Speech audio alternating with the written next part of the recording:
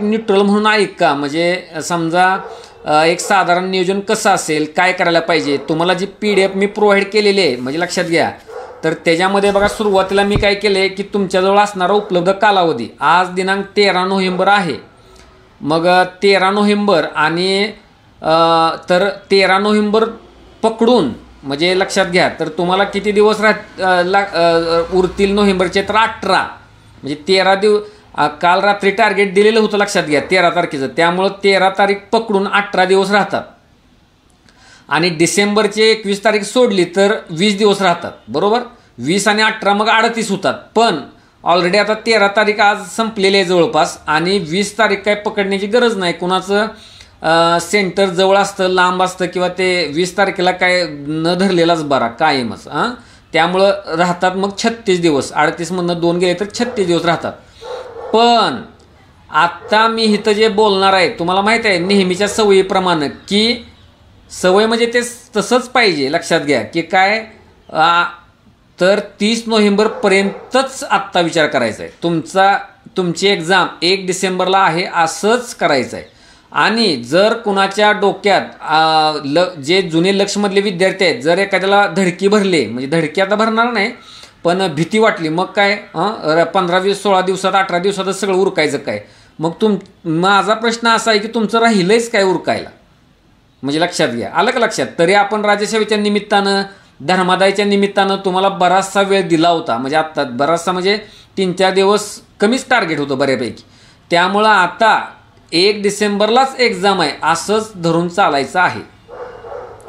म्हणजे ते एकदा बघा डेस्टिनेशन तुम्हाला माहीत झालं ना, मग आपण त्या प्रकारे काम करायला लागतो. म्हणजे डोक्यात ठेवायचं ते 1च तारीख, पुढचा डिसेंबरचा विचार करायचा नाही. आणि आता काय आहे की 18 दिवस अभ्यास, ह्या 18 दिवसात अभ्यासक्रमाचं वर्तुळ पूर्ण करायचं ह्या 18 दिवसात. आणि आता बघा मी तिथं त्या PDF हे सापेक्ष आहे प्रत्येकाच्या दृष्टीनं मी सांगितलेलं आहे. सापेक्ष काय, तर तुमचा संदर्भ बिंदू प्रत्येकाचा वेगळा आहे ना.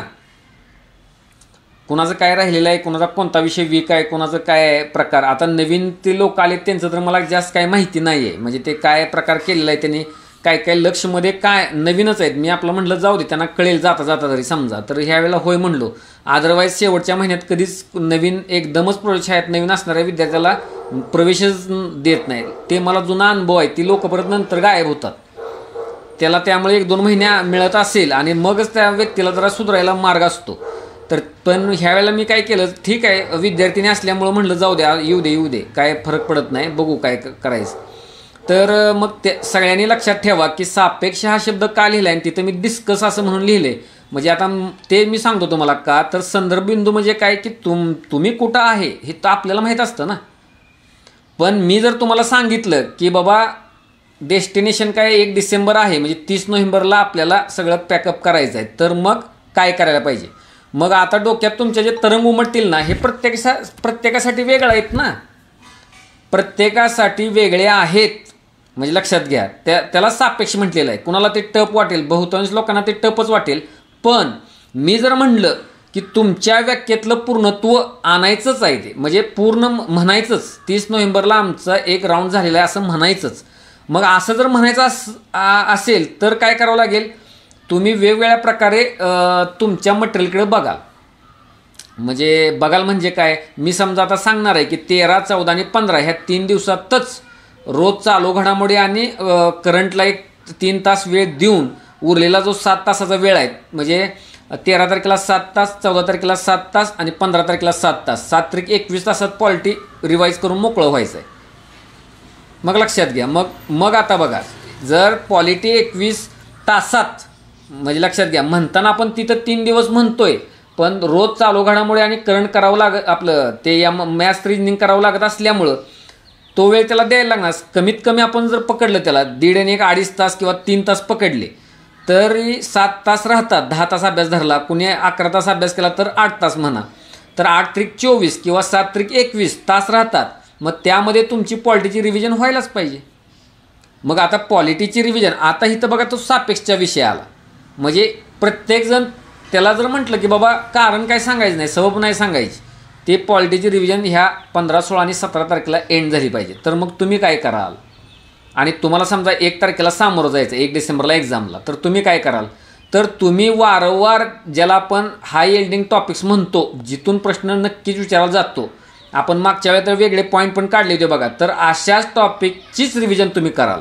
म्हणजे ज्याला आपण क्रीम ऑफ क्रीम किंवा जिथून प्रश्न थेट आहेत तेच केवळ टॉपिक, म्हणजे तिथंच लक्ष द्याल तुम्ही. किंवा फापट पसारा तुम्ही बघत बसणार नाही, जास्त कॅरी करून जायचा विचार करणार नाही. नाहीतर काय पुढं मी बोलतो त्यावर स्वभावाप्रमाणे कसा असुरक्षितपणा असतो किंवा काय जो प्रकार असतो तो मी बोलीन. पण मला इथं काय सांगायचं आहे ते सापेक्ष कसं आहे, म्हणजे लक्षात घ्या. मी आत्ता जसं सांगितलं तुम्हाला त्या प्रकारे ते सापेक्ष आहे. त्यामुळं मग एखाद्याचं होतंय माझं होणारच नाही म्हणजे असं, किंवा ते मी बोलतो जरा स्वभावाच्या तिकडे आल्यावर बोलतो. पण एनकेन प्रकारे तुम्हाला हे 18 दिवसात ऑल रिव्हिजन करायचे, मी ते पुढे नियोजन सांगतो तुम्हाला. म्हणजेच काय, एक्झाम डेट 21 डिसेंबर नसून ते 2 तिथलं उडवून टाका, ते 1 राहतं ना, 1 डिसेंबरच आहे. मग तेच ते आक्रमक रणनीती म्हणतात. आणि आक्रमकच असायला पाहिजे, का तर 60 मिनिटात 100 प्रश्न म्हणजे अजून काय पाहिजे, म्हणजे आक्रमकच पाहिजे, म्हणजे लक्षात घ्या. आणि ते फक्त तिथं 1 तासात नव्हे, आत्तापासूनच म्हणजे आत्तासुद्धा तुम्ही आक्रमकच असायला पाहिजे, तरच ते काहीतरी साध्य होईल. लक्षात घ्या. बचावात्मक स्थिती म्हणजे पेपरच कव्हर होणार नाही, ते परत रिझल्ट येण्याचं दूरच, म्हणजे लक्षात घ्या. तर त्यामुळं 1 डिसेंबरच तारीख आपल्यासाठी फायनल आहे हे लक्षात ठेवा. त्यामुळं मग हे नियोजन कसं असेल असं पुढं दिलं आहे बघा, 13 ते 30 नोव्हेंबर. मग मॅथ्स रिजनिंग रोज करावे लागणार. आता टॉपिक वाईज करण्याची वेळ नाही. मॅथ्स रिजनिंग आता मी किती वेळा ते सांगितलं, आता त्यातले अनुभव जर सांगायला लागलो तुम्हाला ना एक खूप वेळ जाईल. की काही लोकांना बाहेर बाजारातले तुम्ही मॉड्यूल काही लोकांनी घेतले होते, त्याचे अजून क्लास मी बघतोय गेले 2-3 महिने चालूच आहेत. आता वाट बघतोय ते कधी संपायची. म्हणजे गोल्डमधले सुद्धा विद्यार्थ्यांनी वगैरे काय, म्हणजे आता ते कसं, म्हणजे आता म्हणजे असं होतं ना, लोकांसांगे आता माझ्याकडनं ती चूक होत नाही लक्षात घ्या. पण जगाला मी सांगतो काय की बाबा अमुक तमुक करू ना. मला आत्ता हे 2-3 आठवड्यात हे अनुभव आले, ते आता मी तर विषयांतर करत नाही, ते जाऊ द्या. पण हे सुद्धा की एक्झामला एवढे दिवस राहिले असताना टॉपिक वाईज करायचं नाही. तुम्हाला आता एक सांगतो बरं का, तुम्हाला एक बघा जुन्या लोकांना, की आपण बघा ते 21 डेजचा प्लॅन राबवत होतो. म्हणजे रोज 2 पेपर घ्यायचे मॅथ्स रिजनिंगचे, आणि काय करायचं त्यातले मॅथ्स रिजनिंगचे प्रश्न सोडवायचे, बरोबर. आणि त्यात जे कठीण वाटणारं आहे, जे कच्चं वाटते, सुटत नाहीत, त्याच टॉपिकवर त्या दिवशी लक्ष केंद्रित करायचं. पुन्हा उद्या 2 पेपरमधले मॅथ्स रिजनिंग घ्यायचे, पुन्हा परवा 2 पेपरमधले मॅथ्स रिजनिंग घ्यायचे. तर तुम्हाला सांगतो हे एकदा करायचं नसतं. समजा आता हे 21 दिवस झाले ना, किंवा तुम्ही समजा 15 दिवस हा राबवला. 15 दिवस म्हणजे किती पेपर, क्वेश्चन पेपर झाले, 30 पेपर झाले. म्हणजे 15 दिवसापेक्षा आता आपल्याकडे 18 म्हणजे 17 दिवस आहेत. 17 दुनी 34 क्वेश्चन पेपरमधले मॅथ्स रिजनिंगचे प्रश्न सोडवून झाले, बरोबर. मग नंतर 1 तारखेपासून काय करायचं असतं, पुन्हा हा राऊंड घ्यायचा असतो ह्याच प्रश्नपत्रिकांचा, हे लक्षात घ्या. त्यावेळेवर मास्टरी यायला चालू होती. म्हणजे पुन्हा परत काय करायचं, पुढं 1 ते 15 दिवस परत राऊंड, परत 2-2 पेपर, अजून पुढं तुम्हाला 8 दिवस मिळाले, पुन्हा तेच. तर तुम्हाला सांगतो ज्या लोकांनी मागं स्कोर काढलेले आहेत त्या लोकांशी मी अधूनमधून बोलत असतो. कधी कधी ऑफलाईनला त्या लोकांना बोलवून सांगायला लावत असतो. तर त्यावेळेला हे बाहेर आलेलं आहे की तुम्हाला सांगतो हे जे ती मुलं सांगतात की 4 राऊंड्स करायला पाहिजेत. आपल्या एका राऊंडमध्ये आपल्या ग्रुपला मुलं घ्यायला येतात, म्हणजे एकाच, म्हणजे 21 दिवस 2-2 पेपर सोडवले, 2-2 पेपरमधले मॅथ्स रिजनिंगचे प्रश्न, तरी मग ते काय होतात, गलित गात्र होतात. तसं नाही, हे 4 राऊंड व्हायला पाहिजेत. एकदा टॉपिक वाईज केलं, कधीतरी कुठेतरी बॅच केलेली असते, आणि पुन्हा मग दरवेळेला तेच तुम्ही करत बसतात. अहो ते फक्त वाटत असतं आपलं चांगलं होतंय, कन्सेप्च्युअल होतंय, काहीच होत नाही. माहितीसाठी सांगतो. आणि ह्या लोकांना तिथं प्रश्न सुटत नाहीत वेळेत.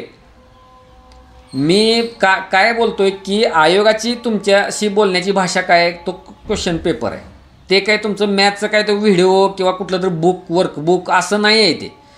मग आयोग तुमच्याशी ज्या भाषेत बोलतोय ना त्याच भाषेत तुम्ही बोलायला पाहिजे ना. म्हणजे लक्षात घ्या, पुढचा समोरचा ज्या भाषेत बोलतोय त्याच भाषेत बोललं पाहिजे. तर हे लक्षात यायला पाहिजे तुम्हाला. आणि आपण सेम GS बद्दल तसं करतो, पण मॅथ्स रिजनिंग बद्दल तसं करतो का? मग घेतो टॉपिक वाईज, तसं होत नाही. मराठी इंग्रजी ऑब्जेक्टिव्ह ज्यावेळेला तुम्ही तयारी करता खूप चांगली तयारी असते काही लोकांची, पण क्वेश्चन पेपर वेळ लावून न सोडवल्यामुळं आणि त्या फॉर्मॅटमध्ये तयारी न केल्यामुळं स्कोअर 50 ते 60च्या दरम्यान येतात 100पैकी. मग कधी 75, 73, 77, 78 असा येत नाही. तसंच हे मॅथ्स रिजनिंगचं आहे.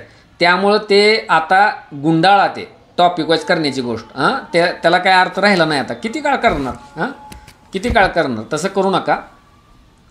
तर आता नव्या लोकांनी एक लक्षात घ्या की आता इथून पुढं काय करायचं आहे की रोज 2 क्वेश्चन पेपर घ्यायचे आहेत. ते टार्गेटमध्ये मेन्शन करेन किंवा एका पेजवर ते मेन्शन करीन आणि ते पेज ग्रुपवर देईन. आणि 2 क्वेश्चन पेपरमधले मॅथ्स रिजनिंगचे प्रश्न एक्झाम हॉलमध्ये तुम्ही सोडवता तसे सोडवायचे. मग त्यातले चुकणारे किंवा वेळ खाणारा प्रश्न आहे का, कठीण वाटणारा प्रश्न आहे का, मग त्या प्रश्नाला तुम्ही काय करायचं, त्याचा टॉपिक बघू शकता. तुम्हाला वाटला एखादा शॉर्ट व्हिडिओ बघू शकता किंवा काय. शक्यतो व्हिडिओ टाळायला पाहिजे ह्या टप्प्यात, पण तरी पण जर कठीण असला तर ते तसं करायला पाहिजे, लक्षात घ्या. आणि हा सिलसिला कसा रोज चालू, आज उद्या परवा, ती ठरलेली वेळ सवय जडली पाहिजे.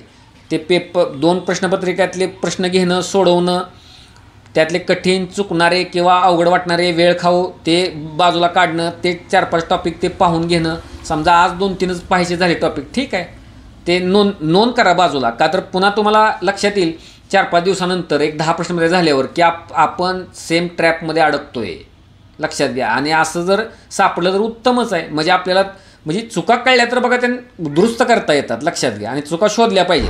आणि चुकांची दुरुस्ती हेच अल्टिमेट काय असतं, म्हणजे त्या तुमच्या यशाच्या अलीकडची गोष्ट काय असते तर हीच असते, चुकातून तो शिकतोय म्हणून, म्हणजे लक्षात घ्या. तर त्यामुळं ही पद्धत अवलंबायची, लक्षात घ्या.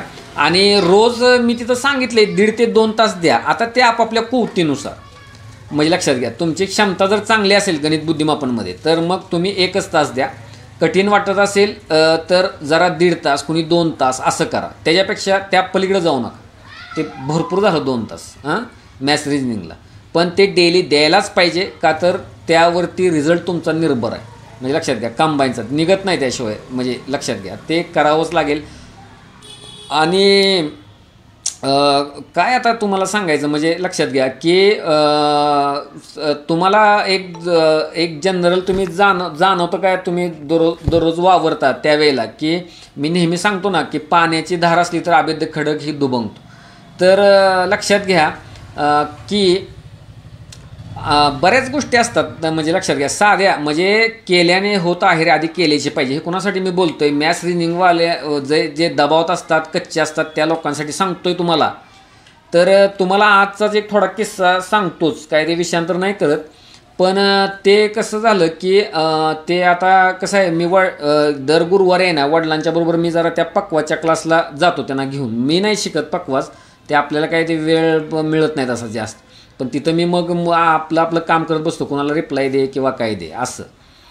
तर ते म्हणजे ते काय आहे की बघा, तिथं अन्य लोक येणारे म्हणतात ना, तुम्ही कंटिन्युअस दर गुरुवारी येता पण तुम्ही काय शिकत नाही, म्हणजे काय, मग एवढं ह्यांचं वय 74 वगैरे असताना ते शिकतायत आणि तुम्ही काय शिकत नाही, किंवा ते म्हणजे अशी तिथं मला 2-3दा. मग मी काय जास्त उत्तर देत नाही. तुम्हाला माहिती आहे आपल्याला माहीत. आणि ते मी बघतो ना, प्रॅक्टिस ट्रिमेंडस लागतं त्यात, म्हणजे लक्षात घ्या. वाद्य वगैरे शिकायचं असलं तर ते सहजासहजी होत नाही ते. आणि 1-2दा मी तिथं विचारणाऱ्यांना उत्तर दिलं, बाबा ते नाही, ते वेळ नाही मिळत तसा. मग त्यांना तिथं काय मी सगळा पाऊण तास 1 तास लक्ष देत नाही, जेवढ्या कामापुरतं लक्ष देतो, गरज वाटते तेवढं लक्ष देतो. म्हणजे त्यांना हित आल्यानंतर मला काय थोडं सांगता आलं तर मग मी काय करतो, तेवढ्यापुरतंच लक्षात ठेवून त्या दिवशी पुरतंच, जर काय त्यांना अडचण आली तर मी बोलतो, तसं आम्ही बोलतो थोडा वेळ. मग ते गेल्या गुरुवारी ना ह्या गुरुवारी काय झालं माहिती आहे का, आज गुरुवारच आहे बघा म्हणून सांगतोय, ते वेगळाच कसला जरा कठीण बोल होता, त्याला आडीलगे किंवा काहीतरी म्हणतात त्याच्यात. पण ते आता वडील काही शिक्षकच आहे रिटायर, लक्षात घ्या. बाकी मग तिथं सगळे लोक जरा हेच झालेत, म्हणजे ह्या वयात सुद्धा त्यांनी कसं त्या ग्रुपमध्ये ते पुढंच आहेत सगळ्यात, म्हणजे लक्षात घ्या. पण मागच्याच गुरुवारी तर काय झालं होतं, ते आल्याच म्हणतो हे हा अवघड आहे बोल, अवघड आहे, डोक्यातच ते घेतलं होतं पूर्ण. मला कळलं होतं त्याचं ते अवघड म्हणजे त्यांच्यासाठी नाहीच आहे, इतके बोलपाठ केले नेजं काय. आणि आज नेमकं त्या सुरुवातीला त्यांनी सराव घेताना ते चुकलेच. तुम्ही जे डोक्यात योजताना तेच घडत. मग ते तुम्हाला विषय डिटेल नाही सांगत. आता परत काय झालं, आज पण तसाच एक बोल आला होता, तिथं पण वेळ जास्त गेला आणि इथं पण आल्यानंतर मग ते म्हणायला लागले तसेच आणखी पुन्हा एकदा, म्हणजे ते काय असं तसं हे आपण बघा सबबी सांगतो तसं. तर मी काय जरा विचार केला, आता म्हटलं ते लक्ष घालावंच लागेल. आणि तुम्हाला सांगतो ते काय आता मोठेपणा त्याच्यामध्ये नाही, तर मी आत्तापर्यंत त्यात लक्ष इतकं घालतच नव्हतो ना. नाही म्हणलं हे काय, मग ते तसंच मला म्हणलं नाही ते काय करायला तुला पाठ केल्यानंतर लक्षात येईल. त्यांना पाठच करून दाखवला. मग म्हणजे ते टाळीच जमत नाही, हिथंच येत नाही तिथंच येत नाही काय, मग तेच त्यांनाच आवाकच झाले ते. हां मग पण मी तुम्हाला सांगतो तेवढ्या वेळेत आहे ना, मला तर वाटतं एक मी 70-80 वेळा ते मी रिपीट केलं ते, म्हणजे लक्षात घ्या. तिथून तो व्हिडिओ मी काढून आणलेला होता आणि तो बघून 1 पाऊण तासामध्ये ते झालं. आणि त्यांच्याकडनं पण ते करून घेतलं परत एक 10-15 मिनटात. परत तरी म्हणलेच ते नाही हा जरा बराच आहे, हा तालीत यायला लागला तो नाही, म्हणजे का थांबा म्हणलं ते संध्याकाळी, आता म्हणलं लेक्चरचं आहे ते, आता नाही, आता संध्याकाळी किंवा उद्या बघू सकाळी.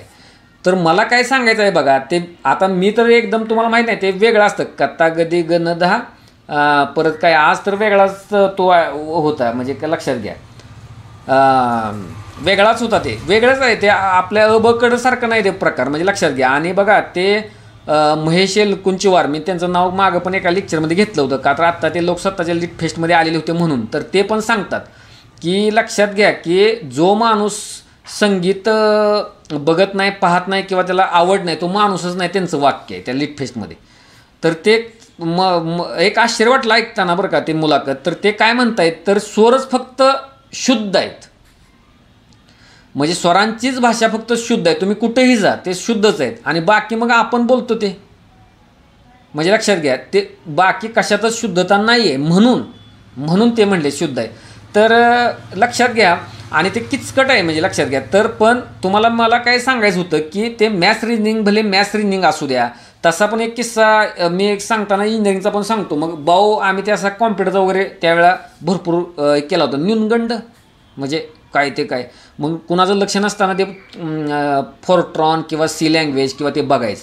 पण ते परत मग नंतर त्याचा एक क्लास करून डायरेक्ट त्या एक प्रायव्हेट क्लास, म्हणजे ते कॉलेजमध्येच क्लास घेत होते एक वेगळी संस्था, आणि तिथं मग मला ते बक्षीसच एक मिळालं होतं. म्हणजे पहिल्या नंबरला ते फ्रीच होते, फीस नव्हती, मग देणार होते माघारी, तीच मिळाली लक्ष घातल्यावर.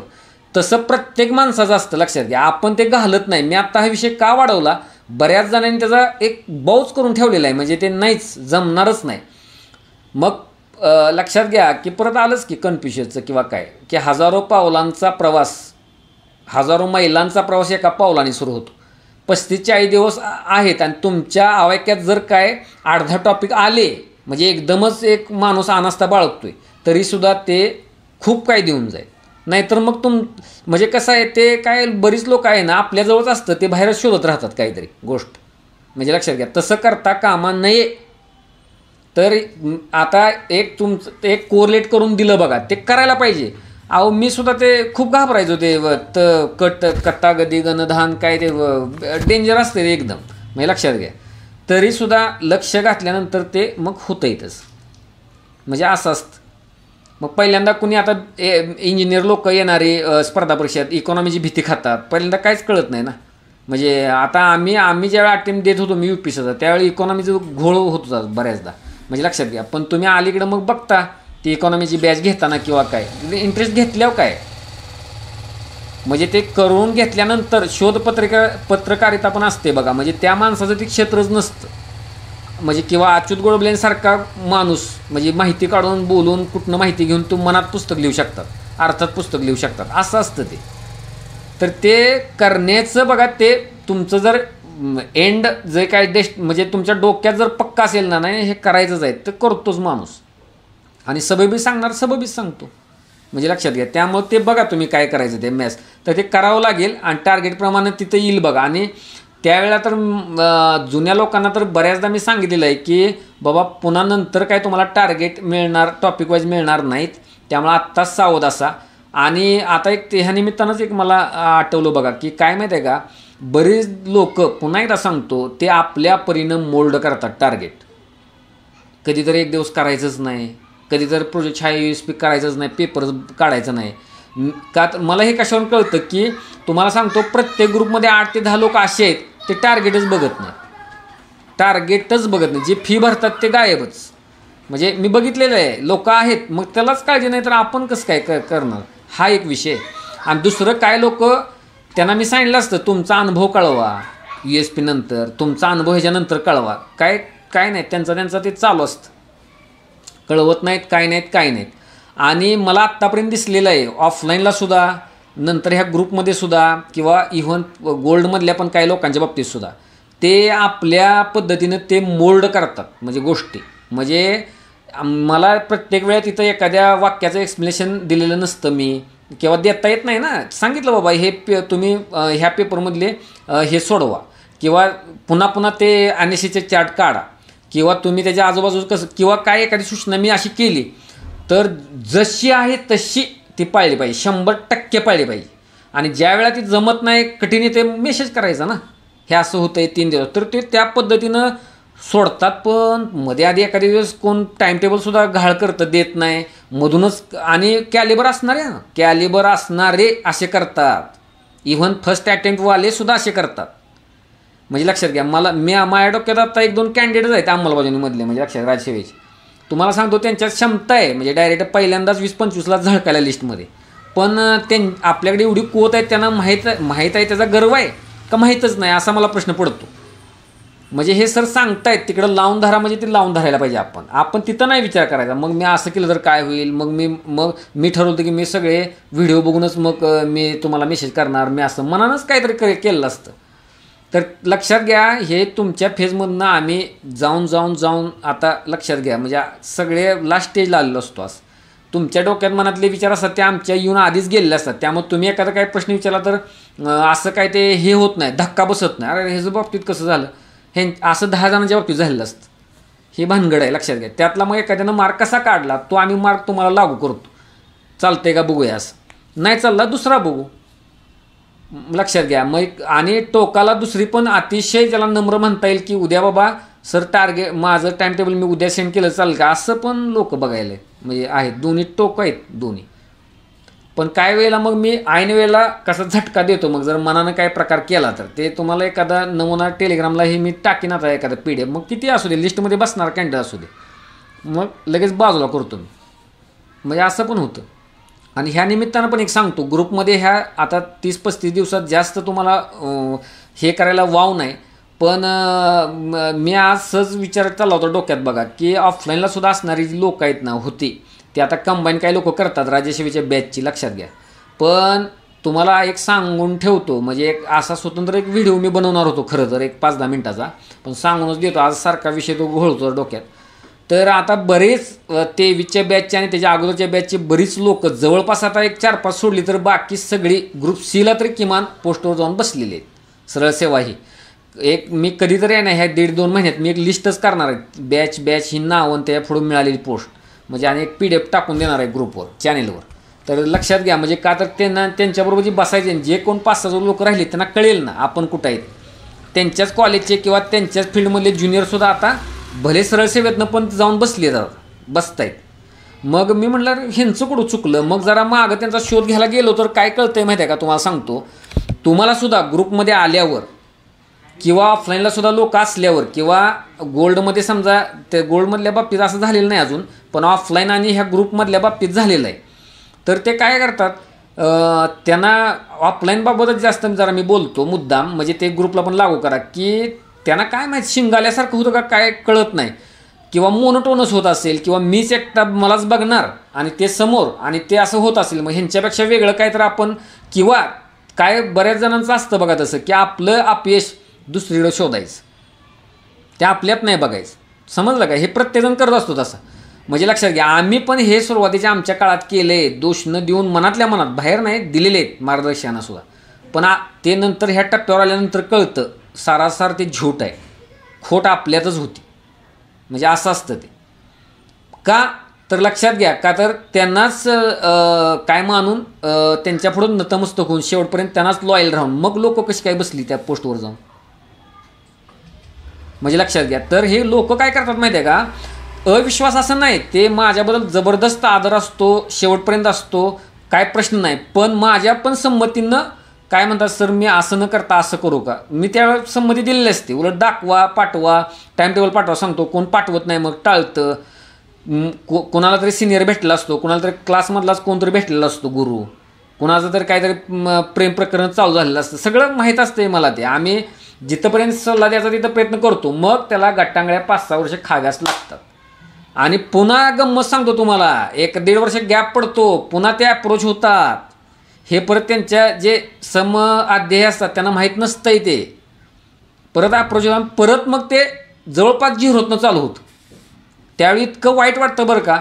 पण त्या लोकांना काय बोलणार मी, म्हणजे असं होतं ते. खूप वाईट वाटतं, म्हणजे ते चूक आहे. त्यावेळेला मग कधी वाटतं की त्यावेळेला नाही तशी परवानगीच द्यायला नाही पाहिजे होती, म्हणजे असं वेगळी वाट चूक आहे. मग ते कसं हुकुमशाही वाटते ना. मग एखाद्याला वाटतं नाही आपली प्रिलिम तशी पण सुटेल, आपण मेन्स अशी पण सुटेल. मग त्याला नंतर कळतं सापशिडीच्या खेळासारखं, अरे अरे अरे आपण शेवटच्या पायरीवरच आलो आहे. तसंच आहे लक्षमध्ये. असं नाही तर अन्य काय, मी तर हे ऑफलाईनचं सांगतोय. लक्ष वगैरे तर ते व्हर्च्युअलच आहे. ऑफलाईनच्या लोकांचं असं झालेलं आहे. त्यामुळं आत्तासुद्धा बघा 7-8 लोक पुन्हा एकदा लक्षमध्ये आले 2-3 महिन्याच्या गॅपनं. मग काय मिळवलं मागच्या 3 महिन्यात, किंवा आतासुद्धा मागच्या वेळे लक्षमधनं बाहेर पडलेत 1-2 टॉपच्या मुली विद्यार्थिनी. पण 2 महिन्यापूर्वी एक पडलेली पुन्हा एकदा आलेले विद्यार्थिनी. असं पण झालेलं आहे. आत बाहेर येण्याबद्दल काय नाही किंवा तसं नाही. तर तुम्हाला सांगतो ते नाही का, तुझं आहे तुझं पाशी, मग चुका पण आणि सामर्थ्य पण. माझं तर असं मत आहे ते तुझ्याजवळच आहेत, त्या दुरुस्त करायचे, म्हणजे लक्षात घ्या. तर ते तुम्ही बाहेर शोधू नका, ते तुमच्याजवळच गोष्टी असतात. म्हणून मी काय सांगितलं, पॅरलल जाऊ नका. पॅरलल जाण्याची ज्यावेळी इच्छा होईल त्यावेळी मला मेसेज करा, सांगा अडचण काय, तर त्याच्यावर काय उपाय निघाल तर सांगेन मी. कधी कधी बाहेरचा सल्ला घ्या किंवा असं असं करा, मी स्वतः सांगितलेलं आहे, त्याचं तुम्हाला उदाहरणं देता येतील, म्हणजे लक्षात घ्या. पण एनकेन प्रकारे यश मिळवा, माझं असं मत आहे ते. मग विचार करा तुम्ही एखाद्याला, मग काय असं आम्ही कुजवत ठेवू का, तसं शक्यच नाही कधी, म्हणजे लक्षात घ्या. आणि ते जसा काळ जातो तसा तो व्यक्ती इव्हॉल्व होत जातो, त्याला चुका कळत जातात. आणि इंटरॅक्टिव्ह राहिला तर कळतं मग काय आहे ते, लक्षात घ्या. आणि कधी कधी आणि बघा त्या कंपाऊंड इफेक्टवर तुमचा विश्वास पाहिजे, म्हणजे सगळ्या गोष्टी जुळून येतात आणि त्याचा एक वेगळा परिणाम साधला जातो एकाच वेळेला. आणि त्यावेळेला बघा ते यशाकडे मग सुरुवात होती, मग क्रमानच मिळते. मग ही पोस्ट आणि ही पोस्ट, म्हणजे लक्षात घ्या डायरेक्टच असं असतं ते. तर ते तुम्हाला MRचं ठीक आहे. आता चालू घडामोडीचं बघा, तर आता तिथं तुम्हाला एक लक्षात घ्या, राज्यसेवेचा जर तुम्ही आता पेपर आत्ताचा अलीकडचा बघितला असेल तर आता खरं गोष्ट आहे की मूळ तारीख जी 28 सप्टेंबर होती, आणि पेपर तर काय तो प्रिंट करून झालेलाच असणार आहे त्यावेळेला. जरी आपण 28 सप्टेंबर पकडलं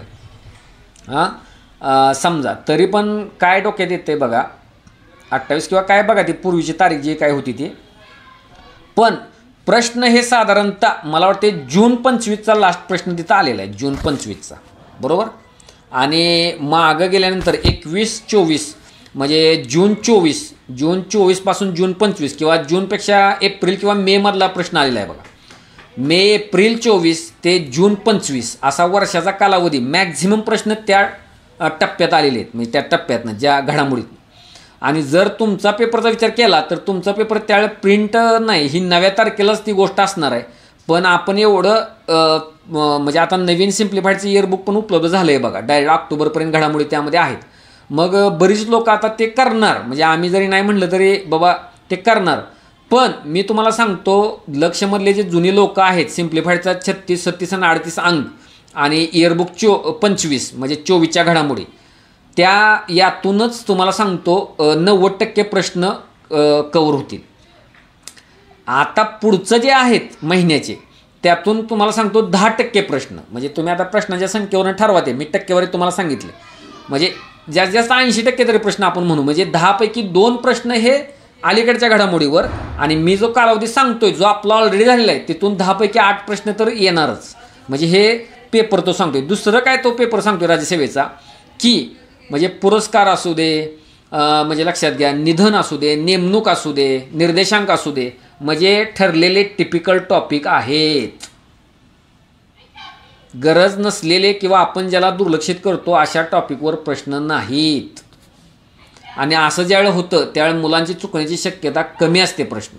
आणि ती गोष्ट ज्यावेळेला कंबाईनच्या बाबतीत घडायला चालू होते त्यावेळेला मोर फॅक्च्युअल आणि मोर स्टेट फॉरवर्ड प्रश्न येण्याची किंवा ज्याला म्हणतो आपण वन लाईनर येण्याची शक्यता बळावते आणि बऱ्यापैकी लोकांचे ते करेक्ट येण्याची पण शक्यता बळावते. मग तुमचं मग स्ट्रॅटेजी काय असायला पाहिजे जी नेहमीच असते की जिथून प्रश्न नेमणूक निधन पुरस्कार ठराविक पुरस्कार लक्षात घ्या निर्देशांक पण ते आत्तापर्यंत आयोगाने विचारलेलेच निर्देशांक मग योजनेचे 2 कोणते विचारले मग त्या आसपासच्या योजना दुसऱ्या कोणत्या येतील म्हणजे एकदम ज्याला प्रिसाईज होणं म्हणतो प्रिसाईज होणं आणि त्याच खुणा आपल्या मटेरियलमध्ये असणं आणि त्याला मॅक्झिमम वेळा भेट तुमच्याकडनं दिली जाणं ती गोष्ट घडायला पाहिजे.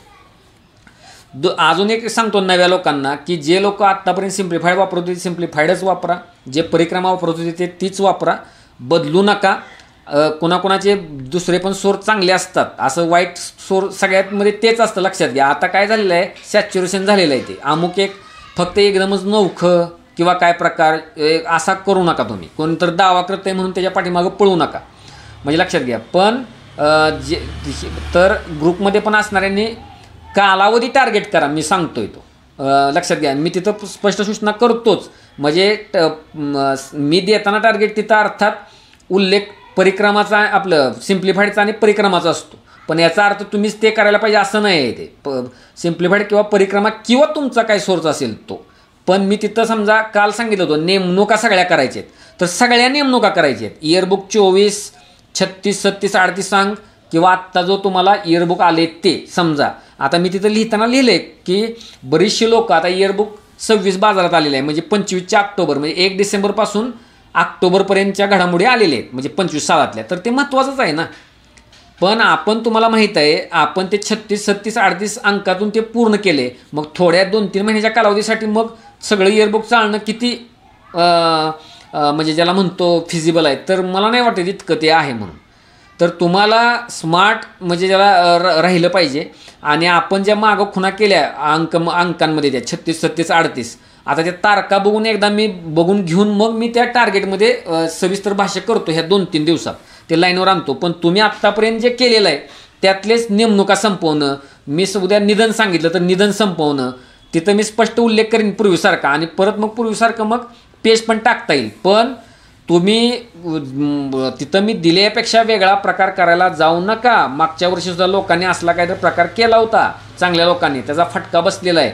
प्रश्न वेगळे आव्हानात्मक येत नाही आहेत आणि त्यातून मार्क तुम्ही गमावणं म्हणजे तुम्ही स्पर्धेतनं बाहेर पडणं असा त्याचा अर्थ होतो. त्यामुळं त्याच टॉपिकवर त्याच टॉपिकवर मोस्ट एक्सपेक्टेड टॉपिकवरच तुमचं आता मारुती चिंपल्ली प्रश्न येणार हे जवळपास फिक्स होत म्हणजे आहे ना. तरी तुम्हाला सांगतो भरपूर चांगली हार्डकोर मुलंसुद्धा प्रश्न चुकून आलेले आहेत म्हणजे असं असतं.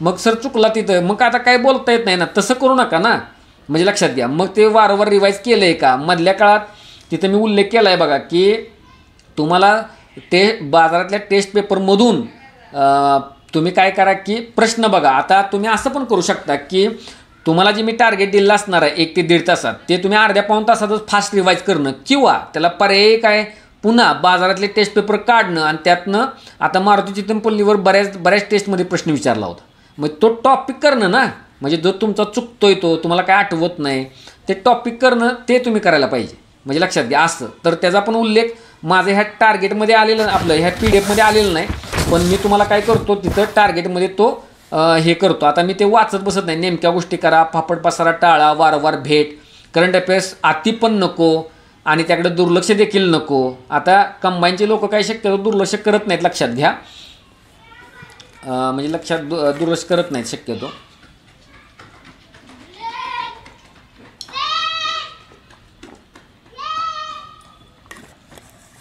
यासाठी वेळ 1.5 तास शक्यतो सलग नको तुकड्यामध्ये हां ते मॅक्झिमम वेळ हा तुम्ही 1 ते 1.5 तास द्यायचा आहे करंटसाठी. पण तो मी तुकड्यांमध्ये सांगितलं आहे. तुकड्यांमध्ये याचा अर्थ काय की सकाळी कधीतरी अर्धा तास पुन्हा कधीतरी दुपारी अर्धा तास रात्री कधीतरी अर्धा तास असं करा. 1.5 तास बसून GS करतो तसा करंट करायला बघू नका.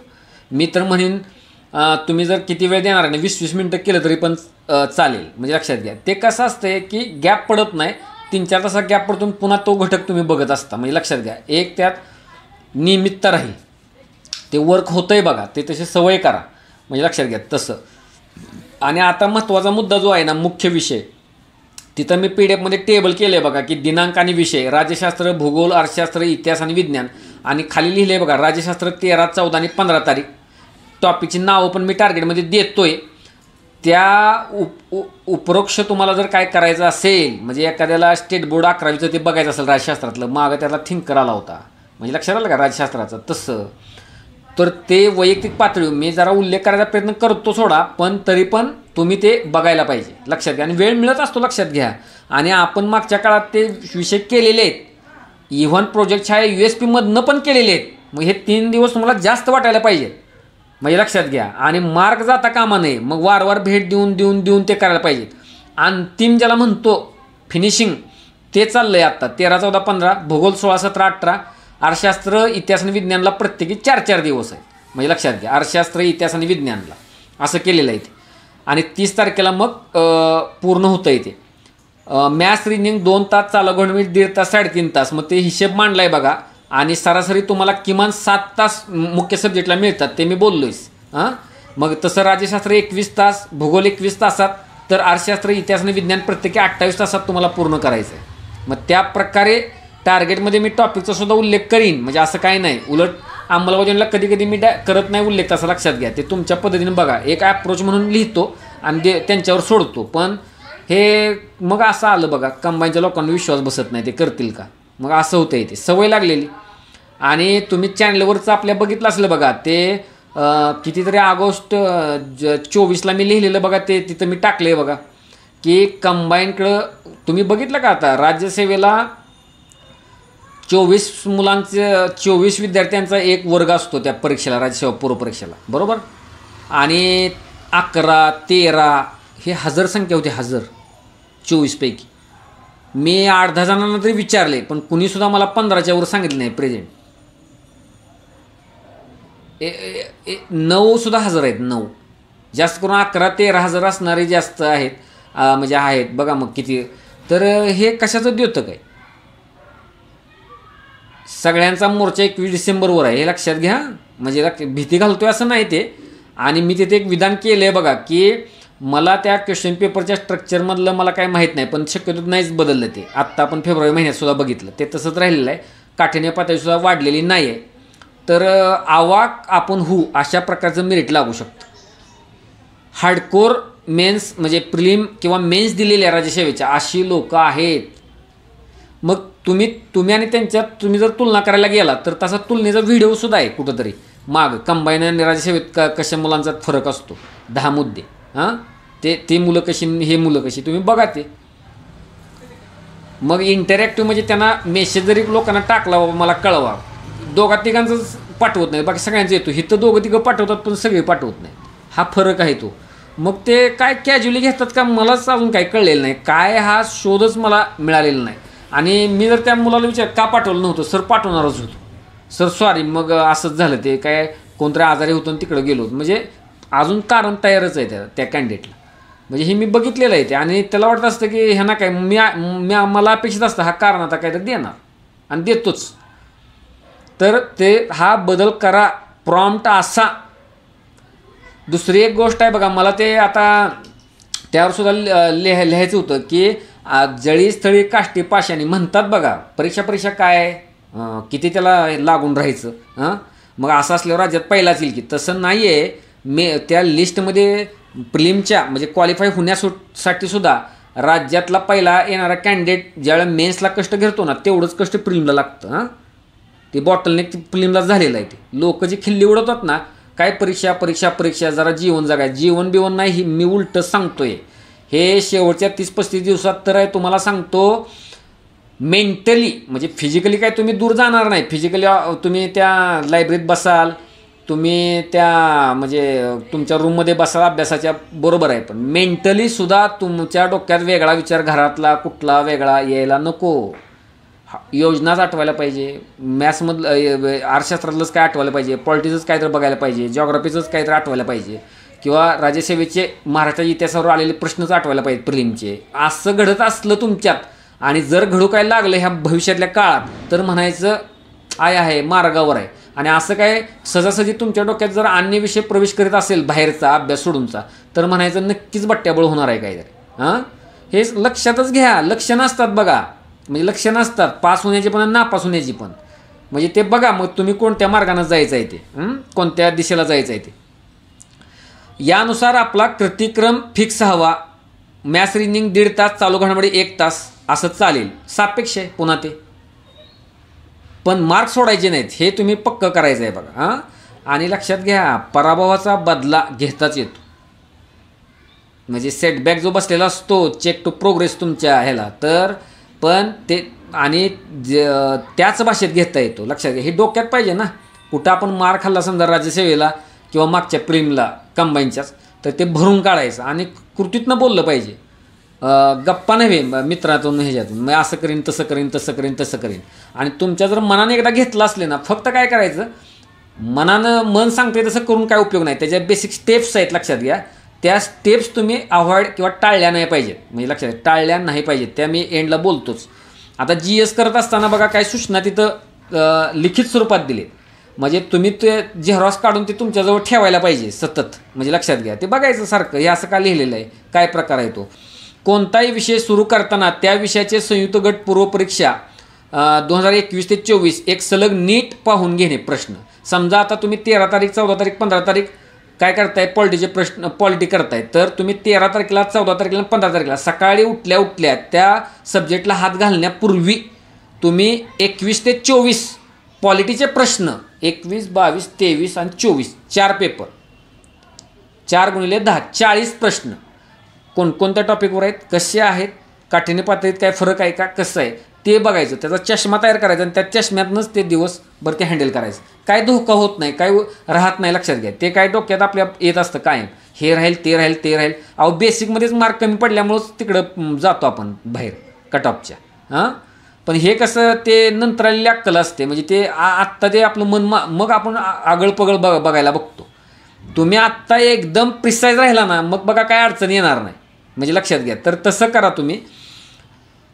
मग तुमचे ठरलेले मटेरियल नीट रिवाईज करणे. म्हणजे मटेरियल म्हणजे काय, ते दिलेली टॉपिकची लिस्ट आहे बघा, काल पण दिली होती. आणि तुम्ही एक लक्षात घ्या, तिथं ज्या अर्थी मी इतके टॉपिक देतोय ना, त्या अर्थी तुम्ही लक्षात ठेवायचं की ते खूप जणांचे होत असणार आहे म्हणून तसं दिलेलं आहे. आपले होत नाही हा आपला फॉल्ट आहे, आपल्याला बदलावं लागेल. आणि हा बदल तुमच्या व्यक्तिमत्वात करावा लागतो. म्हणजे लक्षात घ्या, म्हणजे एखाद्याला किती जरी सांगितलं तर तो फास्ट जातच नाही आणि त्याचा पेपर कवरच होत नाही. राज्यसेवेचा जरी असला तरी त्याचा पेपर उरकत नाही. हा स्वभावातला दोष आहे हो. त्याचे बुद्धी कमी नाही, त्याचं कष्ट कमी नसतं, काय ते एक स्वभावात असतं. म्हणजे 70पेक्षा जास्त 75पेक्षा अटेम्प्टच करत नाही. आणि दुसरा एखादा असतो अतिउत्साही कॅन्डिडेट असतो, डायरेक्ट 100च करून येतो. किंवा राज्यसेवा मुख्याला 150 करणारी काय लोक असतात. म्हणजे लक्षात घ्या, हे स्वभावातले दोष आहेत. बदला, मी सांगतो नेहमी बदला, नाही तर तुमच्यावर बदल लादला जाईल. मग लादला जातो एखादी गोष्ट जर ऐकलं नाही तुम्ही मार्गदर्शकाचं तर वारंवार भेट हे बघा पाळायचं. हे नव्या लोकांनी जरा लक्षात घ्या, वारंवार भेट हे काय प्रकार केलेला आहे. समजा आता मी आत्तापर्यंत एक साधारणतः 1 तास एक बोललो असेल, आपलं एक अर्धा पाऊण तास बोललो असेल, तर पुन्हा सगळं मी रिवाईज करणं तुमच्यासमोर. पहिल्यांदा मी 10 मिनिटात काय सांगितलं, नंतर मी 10 मिनिटात काय सांगितलं, कोणती उदाहरणं दिली, पुन्हा 10 मिनिटात काय सांगितलं, परत एक विषय क्रम काय ठेवला होता तुम्हाला सांगताना. तसं तुम्ही सकाळी बसला अभ्यास करायला आणि 2 टॉपिक पहिल्या बैठकीत तुमचे झाले किंवा 3 टॉपिक, पुन्हा 4था टॉपिक करताना पहिल्या 3 टॉपिकला नजर टाकायचे 10 ते 15 मिनटं. हे खूप खूप खूप महत्त्वाचं. जे जग करतं बाजारात काय, 21 डिसेंबरला एक्झाम आहे ना, शेवटचे 4 दिवस एक रिव्हिजनचा राऊंड किंवा किती विषय आहेत आपल्याला, 6 विषय आहेत, 7 विषय आहेत, कारण काय रोज काय, मग 6 विषय, मग 6 दिवस, मग त्याच्या आधी 12 दिवस, त्याच्या आधी 24 दिवस किंवा काय जाईल साहित्य 18 दिवस त्याच्या आधी. हे असं काय रिव्हिजनचं नसतं. रिव्हिजन ही रोज करण्याची गोष्ट आहे. समजलं का? रिव्हिजन म्हणजे हे अशीच की दर 1.5 तासानंतर तुम्ही जी गोष्ट केलेली आहे ती रिवाईज करणं, हे गोष्ट अशी करायलाच पाहिजे. मग तुम्ही जास्त जवळीक साधताच्या टॉपिकशी, त्या टॉपिकशी जास्त फॅमिलियर होता आणि एक अनामिक भीती किंवा जे तुमच्यात जे दूरत्व आहे, म्हणजे काय ज्याला आपण म्हणतो काय एक अंतर आहे, ते कमी नक्की होतं. वारंवार भेट हीच खरी रिव्हिजन. दर 1.5 तासाला तोवर तुम्ही केलेला भाग 10-15 मिनिटे रिकॅप म्हणतो तसा चालणे, हे कोणत्याही परिस्थितीमध्ये टाळू नका. मग प्रेशर येणार नाही, विसरल्याची भावना मनात तयार होणार. आजच लक्षात घ्या की आपल्या हातात हेच 17 दिवस आहेत. डिसेंबर महिना गृहीत धरू नका, येथेच आक्रमण करा. ते चावी आहे बघा, ते 70+ स्कोअरची चावी हीच आहे. आपल्या सवयी आड आणू देऊ नका. हिथं बघा ते मला बोलायचं होतं, मी सुरुवातीला जो घेतला होता मी, अस्वस्थपणा. म्हणजे माणसाला एक आतून अस्वस्थ असल्यासारखंच त्याचं ते वाटत असतं सतत, किंवा अपुरेपणाची भावना. म्हणजे काय, मी करतोय ते बरोबर आहे काय, मग टार्गेट दिलं तर सरांनी 7च टॉपिक मग 21, हे एवढे 3 दिवसात टॉपिक झाले, मग त्याच्या बाहेरचाच प्रश्न आला तर. पण तुमच्या डोक्यात हे तुम्हाला सांगतो की तुमच्या डोक्यात जे विचार येतात ना, मी दरवेळेला हे सांगतो बघा की 80% विचार हे बाष्कळ असतात, फक्त 20% विचारच कामाचे असतात. म्हणजे लक्षात घ्या. आणि तुम्ही मनात, आणि बघा कधी कधी काय असते माहिती आहे का, एखाद्या कामाचं प्रेशर असतं तुम्हाला, डेडलाईनचं. बघा आता एक ठीक आहे, तुम्ही आता विद्यार्थी म्हणल्यावर तुम्हाला वेगळं काहीतरी प्रेशर असतं बघा. एक कुणाचा वडिलांचं असतं बघा, एखादी कोर्टाची तारीख असते बघा तुम्ही काय, आणि ती तारीख असते अजून 15 दिवसानं, किंवा तुमचं केसमध्ये काय की काहीतरी असेल टेन्शनचा भाग समजा एखादा, किंवा मुदत असते बघा कुठले, किंवा इंटरव्ह्यूचा दिवस असतो एखाद्या वेळेस, जॉब इंटरव्ह्यू किंवा आयोगाचा इंटरव्ह्यू. तर आपण मनात काय म्हणतो, स्वतःलाच सांगतो बरं का, मला खूप प्रेशर यायला लागले, मला खूप प्रेशर यायला लागले. प्रेशर तो कुणाला बाहेर त्याला नाही सांगत, आतल्यात सांगत असतो. आणि त्याची बॉडी लँग्वेज वगैरे सगळंच लूज झालेलं असतं थोडंफार, की मला प्रेशर. अहो मग तुम्हीच तुम्हाला सांगायला लागलं, प्रेशरच येणार, मग प्रेशरच येणार, ताणच येणार. मग हे ठरलेलं आहे, आपण जे आपल्याशी बोलतो तेच खरं होतं. अजून एक सांगितलं आहे बघा, म्हणजे मानसोपचार लोकांनी, तज्ज्ञांनी, काय मी आता जे सांगितलं ना तुम्हाला, 80% बाष्कळ विचार असतात, 20%च विचार हे तुम्हाला कृतीकडे नेतात, पहिली गोष्ट. आणि त्याच्या आपण तुमच्या कृतींशी ते निगडीत असतात. अदरवाईज 80% बाष्कळ असतात. आता दुसरं विधान करतो, हे जे तुम्ही 20% विचार कृतीत नेता तुम्ही, ते आहे ना, त्यातलं बहुतेक गोष्टी म्हणजे लक्षात घ्या, त्यांचा जो रिझल्ट असतो ते तुम्ही स्वतःशी काय बोलता त्यावर अवलंबून असतो. म्हणजे तुम्ही आता बोलला ना की किती जरी सरांनी सांगितलं असलं, किती जरी हवा भरली असली, तरीसुद्धा माझं काही खरं नाही, मलाच माहीत आहे. मला काही कमी हे आहे का, लक्षात घ्या, ताप आहे का माझं, मला माहीत आहे, मला काही ताण आहे, ते मी काही दुसऱ्यांसारखं आहे का निवांत मोकळा किंवा काय असं. हे आपण त्याला सबबी सांगून काय सांगून मग सांगतोच. आणि स्वतःची फिल्डिंग फेल होण्याची म्हणजे लक्षात घ्या तयार झालेली असते. मला पुन्हा एकदा सांगा, तुम्हाला आवाज ऐकू येतोय का, मी दिसतोय का, पण ते पण सांगा. ते कुणीतरी ओपन, हां ठीक आहे, कुणीतरी हँडवर केलेला दिसतो.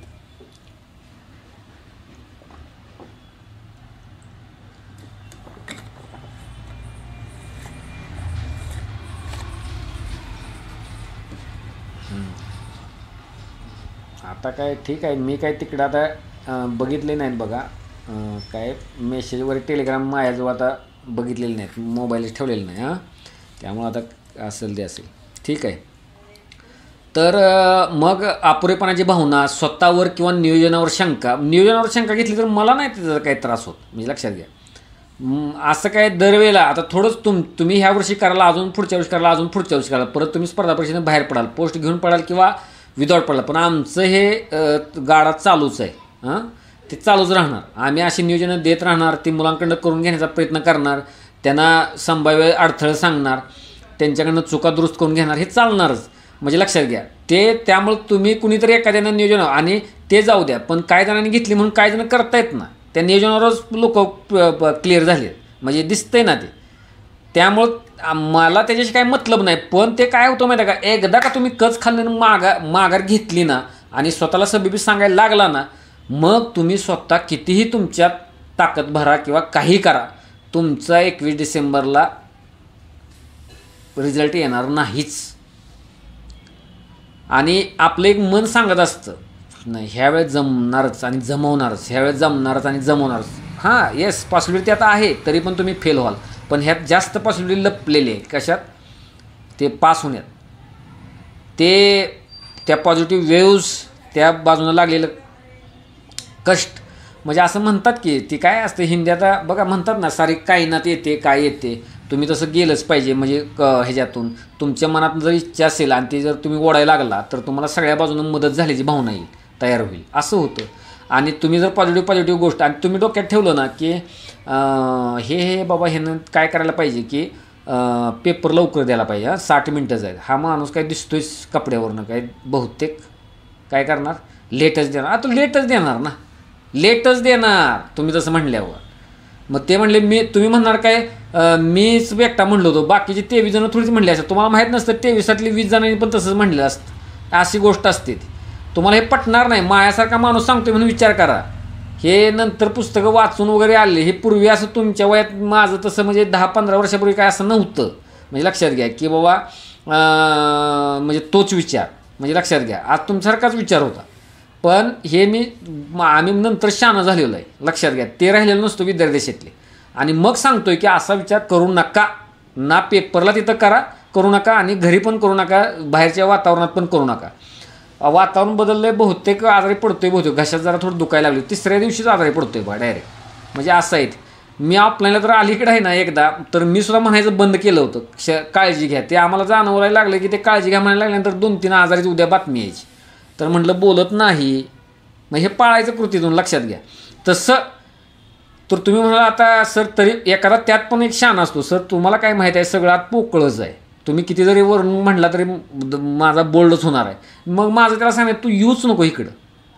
म्हणजे आम्हाला पण तिथं मळवू नको बाबा, आम्हाला तिकडं पॉझिटिव्हकडे जायचं आहे, तर त्याच्यात जर येणार असला तरी ये, बाकी काय बोलू नको. तर त्यामुळं ती लक्षात घ्या. तुम्ही शंका स्वतःवर घेतल्यानंतर बाहेरचे लोक तुमच्यावर कशी विश्वास ठेवतील आणि घरातली लोक. त्यामुळे तसं नका करू. आणि सफिशियंट वेळ आहे. जर तुम्ही ह्या 1-2 वर्षापासून जर ह्याच क्षेत्रात असाल, स्पर्धा परीक्षा क्षेत्रात, तर जसं म्हणतोय हे 17-18 दिवस तुफान बेभान ज्याला म्हणतो आपण तसं त्या पद्धतीनं वापरा. ते बघू पुढं काय होईल ते होईल. आत्ता सांगितलंय तर झुजायचंच. म्हणजे लक्षात घ्या. म्हणजे धडकच द्यायची हे डोक्यात ठेवा. त्यामुळं अस्वस्थपणा, अपुरेपणा तोच जर तुम्ही पेरला स्वतः तर तोच उमटल्याशिवाय राहणार नाही. जे पेराल तेच उगवेल. त्यामुळे त्या गोष्टीपासून बाजूला व्हा.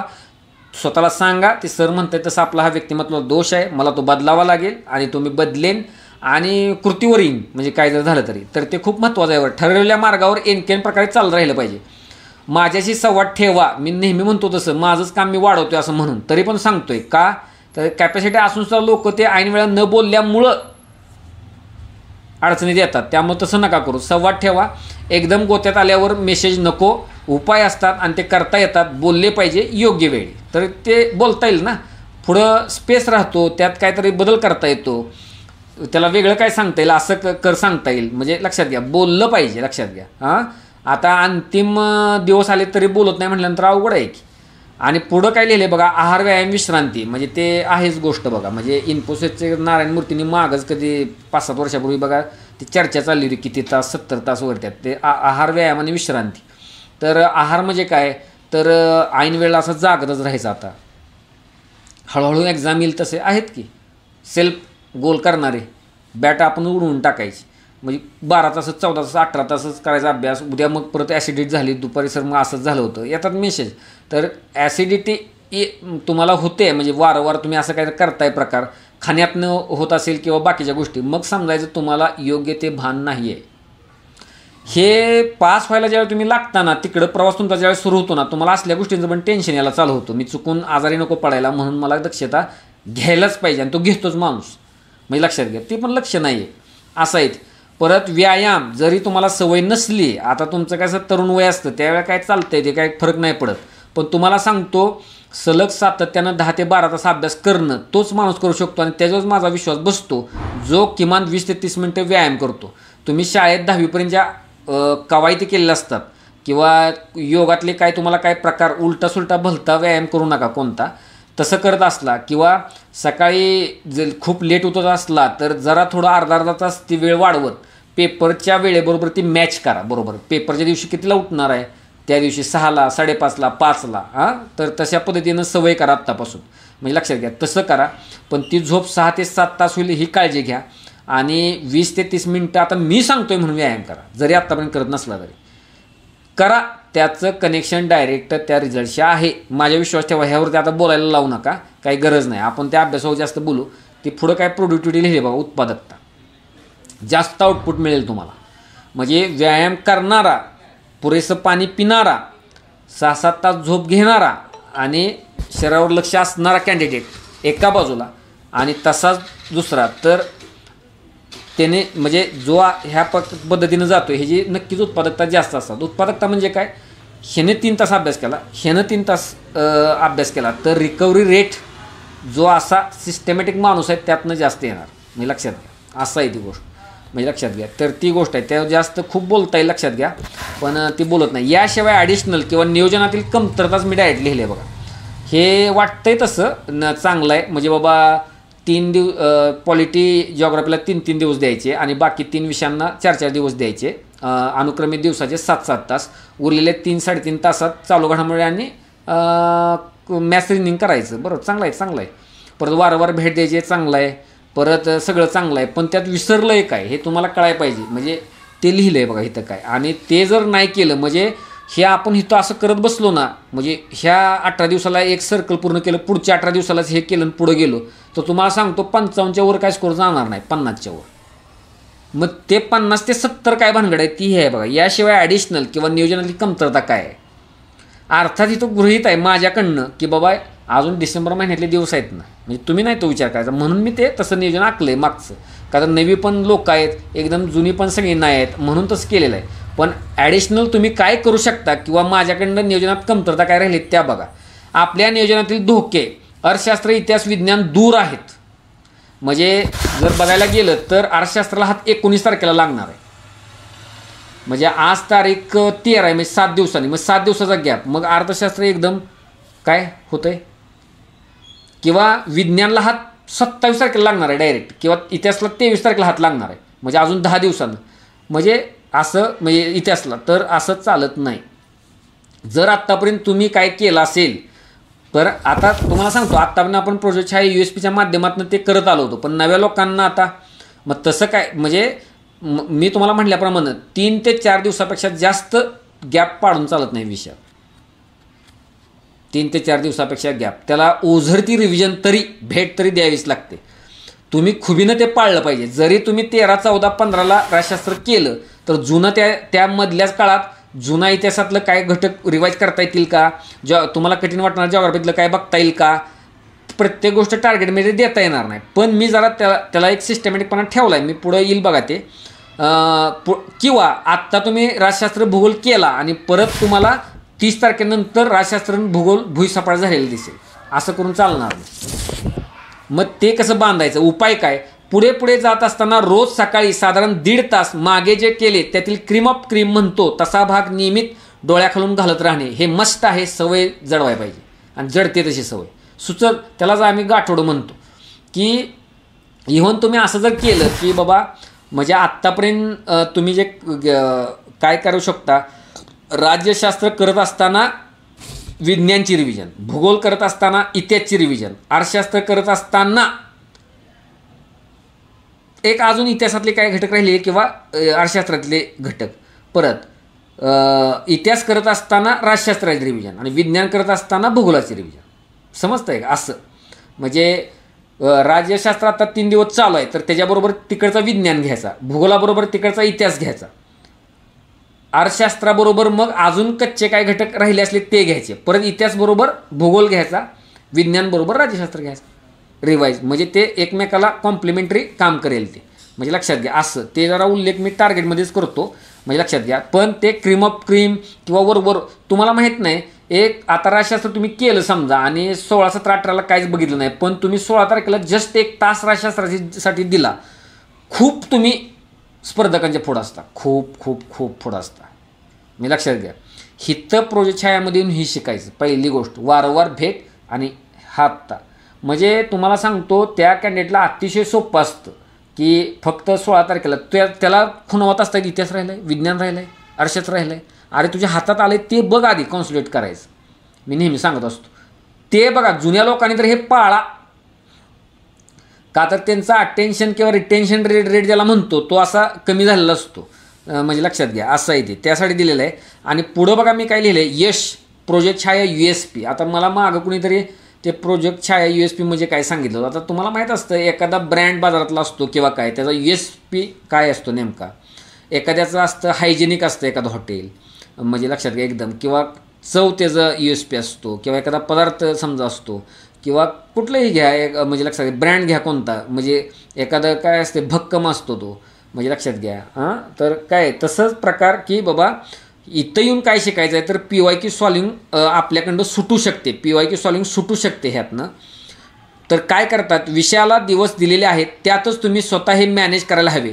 तरीही टार्गेटमध्ये सूचना प्रयत्न असेल. हा भाग पास होण्यासाठी खूप महत्त्वाचा. म्हणजे काय, 13, 14, 15 तारखेला तुम्ही पॉलिटी करणार, बरोबर आहे. तर तुम्ही काय करणार, टॉपिक जे तुम्हाला दिलेत ना त्याच्या हात धुवून पाठीमागं लागणार, जोरदार पूर्ण करायचं, तेच करणार ना. आणि तिथं विसरूनच जाणार. तरी मी तुम्हाला सांगितलं आहे की 13, 14 आणि 15ला तुम्ही काय करायचं आहे कृतीमध्ये, की पहिल्यांदा तुम्ही 20, 21 ते 24चे पॉलिटीचे प्रश्न 40 प्रश्न बघून घ्यायचे. हे मी सांगितले, बघून घ्यायचे सांगितले.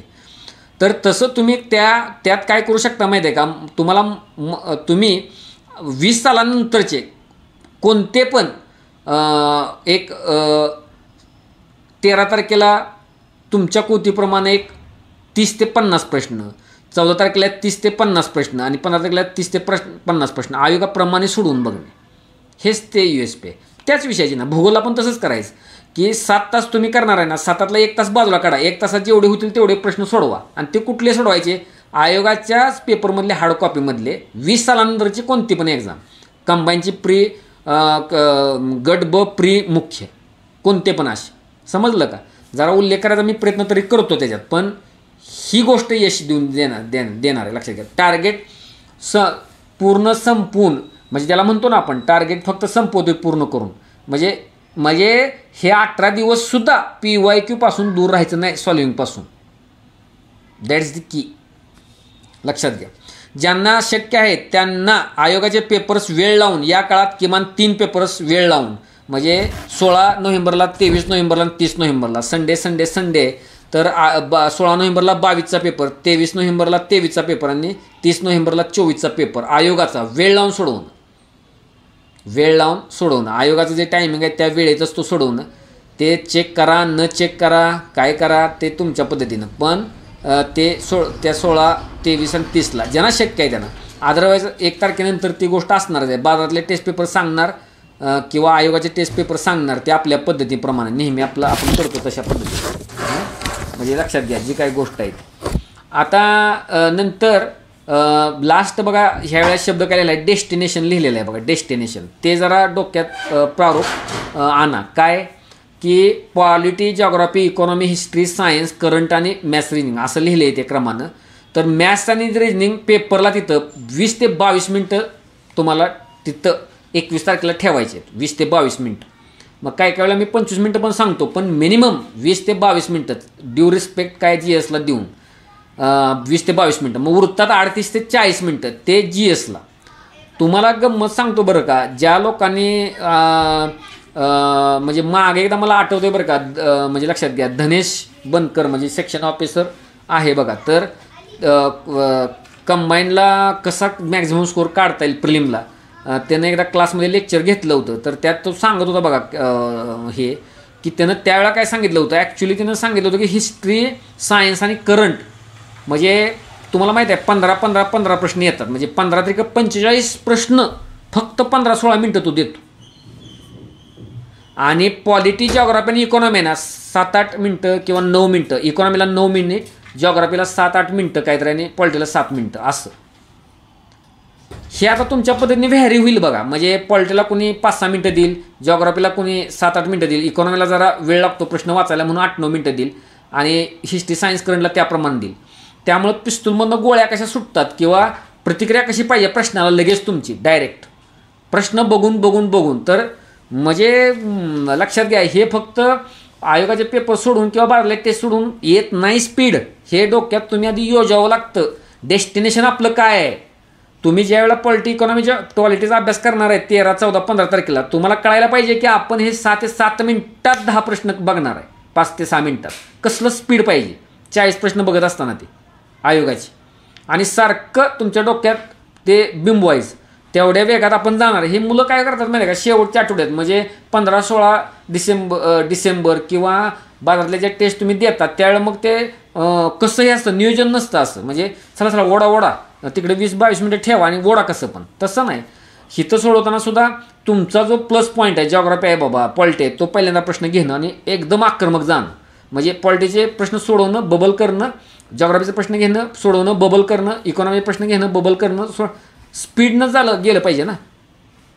आणि तुम्हाला सांगतो तुमचा बळी पडणार, सोपे 2-3 प्रश्न चुकणार त्या स्पीडमध्ये, हे स्वाभाविक आहे, नॅचरल आहे, ऑब्वियस आहे, लक्षात घ्या. पण ते तुम्ही काय म्हणणार, हां त्या सरावाच्या वेळेला बघू, हां पेपर सरावाच्या वेळेला, तसं नसतं. अभ्यास करताना तुम्ही मग काय करायचं, जर आपलं डेस्टिनेशन हे 10 प्रश्न 6 ते 7 मिनिटात किंवा 5 ते 6 मिनिटात असेल तर 10 प्रश्न 24चे बघा कसं शक्य आहे बाबा. बघताक्षणी जिथं दिसताक्षणी गोळ्या घालायचे असतो प्रकार, तो कसं शक्य आहे इथं, असा रोज विचार करायचा आहे, म्हणजे ॲक्च्युली जगायचं आहे ते. तर बघा ते तुम्ही पेपरशी काय होईल, तुमची काय म्हणतो त्याला वेव्हलेंथ जुळेल. नाहीतर ते काय होतं, मग ट्युनिंग जुळत नाही, मग ते नाही का ते रेडिओला फ्रिक्वेन्सी असते तशी, मग ट्युनिंग जुळत नाही. तर ते ट्युनिंग आत्तापासून जुळवायला चालू करा, म्हणजे लक्षात घ्या. हे काय मी सांगतोय ते पेपरच्या वेळेला तो सराव बरोबरच आहे, ते करताच येईल.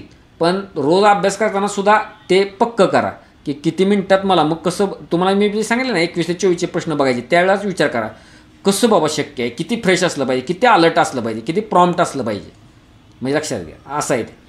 तर म्हणजे लक्षात घ्या, तर ही गोष्ट करा. आणि मग मी काय म्हटलंय, मग हे येतं कुठून लिहिलं आहे बघा खाली, येतं कुठून, मी शब्द लिहिलेला नाही तो, की स्लिम भागावर लक्ष. बोजड बघत बसू नका सगळं पॉलिटी लक्ष्मीकांत किंवा कोळंबे, पूर्ण काय बोजड. तुम्हाला कळलं पाहिजे आपण कंबाईन पूर्वपरीक्षा देतोय, म्हणजे लक्षात घ्या. ते 40 प्रश्नावरून कळतं ते काय प्रकार आहे, त्यातनंच ते टॉपिक बाहेर काढले. तर स्लिम भागावर लक्ष, वारंवार रिव्हिजन, वारंवार म्हणजे काय, अगदी 1.5 तासाला पाठीमागं जायचं आहे, वारंवार रिव्हिजन. पुन्हा क्वेश्चन पेपर PYQ सॉल्विंग, त्यातनं टाईम मॅनेजमेंट मिळवायचं. आता ह्या सरावातून ज्या काही चुका होतील त्या चुकांची दुरुस्ती करायची, मग बघा तो स्कोर मिळणारच, ते तुम्हाला टाळू शकत नाही कोण, म्हणजे लक्षात घ्या ते टळत नाही. पण ही शेवटचं जे मी लिहिलं आहे की नाही, स्लिम भागावर लक्ष, वारंवार रिव्हिजन, तुम्हाला जर सांगितलं ना की मगापासून 1 तासात काय जो वेळ झाला असेल, त्यात जे काय सांगायचं आहे ते 1 लाईनर आहे शेवटचा, म्हणजे समजतंय का. जरी कुणी म्हणजे त्या लेक्चरचं सार सांगा, काय स्लिम भाग, त्याला वारंवार रिव्हिजन, क्वेश्चन पेपरचं सॉल्विंग, म्हणजेच पण जाता जाता त्याच विषयात PYQचं सॉल्विंग प्रॉपर सांगितलेलं आहे, म्हणजे रोज, नंतर क्वेश्चन पेपर प्रॉपर सॉल्विंग, त्यातनं चुका काढणं, चुका दुरुस्त करणं. इथं मी कुठंच म्हटलं नाही की मटेरियलला रिव्हिजन, ते मग काय तुम्ही सगळं तिथंच अडकलेलं असतं, ते बरोबर नाही, ते बरोबर नाही. आणि तुम्ही काय करा माहिती आहे का, तुमचं 21 डिसेंबरच्या अगोदरचा जो काही वीक असणार आहे, म्हणजे 21 डिसेंबरच्या अगोदरचा मग काय साधारणतः 14 ते 21 बरोबर असा येतोय तो. 14 ते 21ला जे काय तुमचं फिलिंग वगैरे असणार आहे ना, ते आत्ता आणा ना, ह्या का तर ह्या 17-18 दिवसात आणा.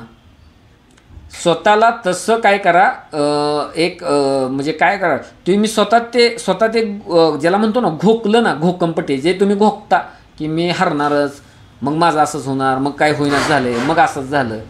तर ही जी गोष्ट आहे ती गोष्ट तुम्ही टाळली पाहिजे आणि तिथं सकारात्मक विचारसरणी प्लॉट केली पाहिजे, म्हणजे लक्षात घ्या. असं करता येतं बरं का, मनातलं अस्वस्थता, निगेटिव्हपणा, अपुरपणा घालवायचा आणि तिथं मग सकारात्मक विचार प्लांट करायचे. जमतं हे मी असंच काय हवेत वाक्य, ते ठरवून करावं लागतं. ज्या काय लोकांना नक्कीच विश्वास आहे, लक्षात घ्या, ते करतील बरोबर मी काय सांगतोय ते, पण असं लक्षात ठेवा. तर म्हणजे आता ते टार्गेटप्रमाणे ते येतच जाईल. नवीन जे एकदम लोक आहेत त्यांना 1-2 दिवसात काय फक्त ते दिलंय टार्गेट तर आपल्याला पूर्ण करायचं, बस एवढंच. आणि जिथं तुम्हाला अडचण येईल तिथं मला मेसेज करायचा आहे, लक्षात घ्या, करा. आणि एक पहिल्यांदा काय एका दिवस कळायचं नाही, आज उद्या समजा, पण कळायचं नाही, पण 15 तारखेपासून तुम्हाला लक्षात यायला चालू होईल काय प्रकार आहे. आणि आत्ता मला ते आठवलं बघा, एका विद्यार्थिनीनं काल जो लक्ष 2ला लेक्चर झालं होतं, तिथे एका विद्यार्थिनीने एक प्रश्न मांडला होता. आता ती विद्यार्थिनी लेक्चरला आहे का नाही मला माहीत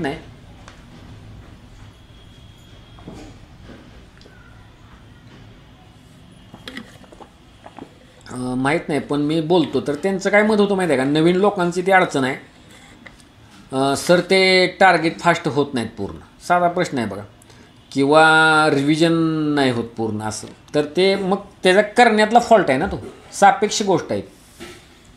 तुम्ही जसं म्हणताय की माझं ते टॉपिक होत नाही, तर दुसरी काही लोक आहेत सर ते टॉपिक खूपच कमी आहेत म्हणून, हे तुम्हाला माहीत आहे. मग त्याचा अर्थ तुम्हाला कमी लेखण्याचा असा नाही माझा, तुमचं आता इकडं तुम्ही लेट आलेला असाल, तुम्हाला थोडेच दिवस झाले असतील आणि जर 2-3 वर्ष होऊन सुद्धा जर तुमची ही भावना असेल तर मात्र घोळ आहे, मग मोठाच घोळ आहे काहीतरी. मग टार्गेट पूर्ण होत नाहीत म्हणजे तुम्ही फापट पसारा वाचत बसलेला असणार, PYQच्या नेमक्या खुणा तुमच्या मटेरियलमध्ये नसणार, मटेरियल स्लिम नसणार, ते विस्कळीत असणार.